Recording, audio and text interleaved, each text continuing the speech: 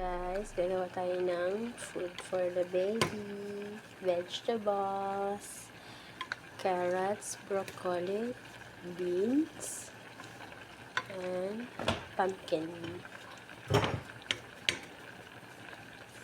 for baby. Ito yung vegetables ng pang baby. So, kailangan natin siyang i-blend kasi 8 months pa lang po yung kakain ng vegetables.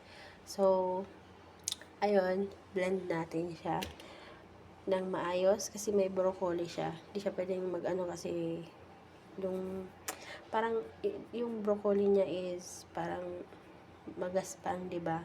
Yung ganun. Basta ganun yun, i-blend natin siya ng maayos.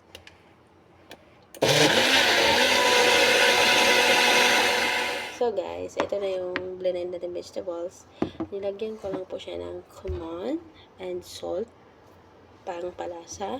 So wala po kasi kaming chicken kaya wala akong nilagay na chicken na kahit konti pang palasa lang habang pinapakuluan mo siya.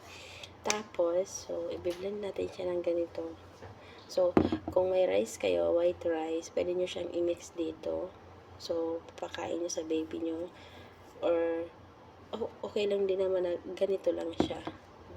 Walang rice. So, yun. Yan lang po.